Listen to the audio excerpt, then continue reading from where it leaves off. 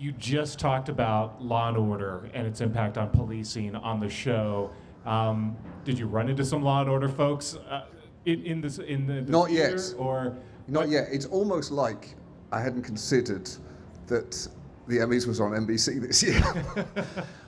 No, I haven't run into anyone yet. So yeah, I don't know how that'll go.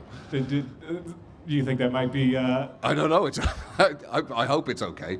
But it is talk about deciding that as a topic and where that idea came from to focus on that. Well, just because it's such an iconic program, I think what we wanted to do was, I hope we made a pretty clear separation between not just what the cast and the writers are doing, and what Dick Wolf wants, but also the problem really, obviously, is policing in general. It's like we said, it's the ad for the defective product. So, yeah, it's kind of. I hope the story speaks for itself. To be honest, it was just something that we thought was fascinating.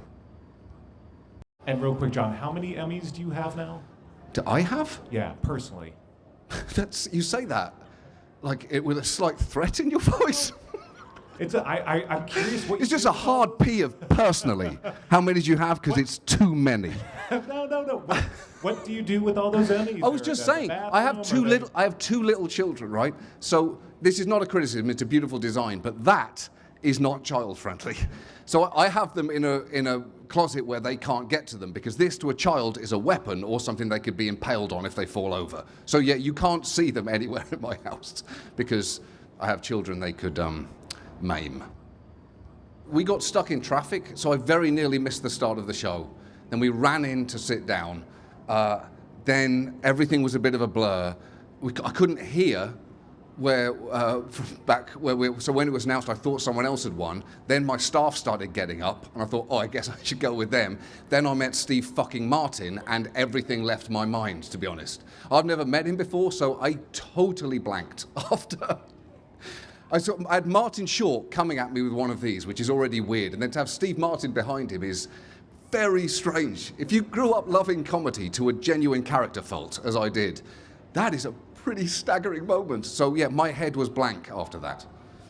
My wife, her favourite film is Clifford, Martin Short's Clifford, so yeah, she is very excited that I got to meet Martin Short. So yeah, I honestly, any preparation that I had done was gone as soon as I didn't realise they were going to be presenting our award. That's ridiculous. I'm really proud of my staff. They work so hard, especially this last 3 years. I think the way it feels a little more emotional is that I still haven't seen most of them. We're still working largely remotely, so I think that there's a whole chunk of them in the audience that I haven't seen yet, because I literally haven't seen them in years. So I'm so proud of what they've been able to do. I think when you do any of these shows, you get your staff, you're together all the time, so you get very close to each other. So I think that's why anyone who runs one of these shows will say that they're just in awe of watching their staff develop. That's one of the most fun things. We've been doing the show for 9 years now, and to see them get better and better at what they do is just unbelievably thrilling. I've never got used to it, and what really does, not to labour the point, what really does feel special is meeting Steve Martin. So yeah, it was amazing.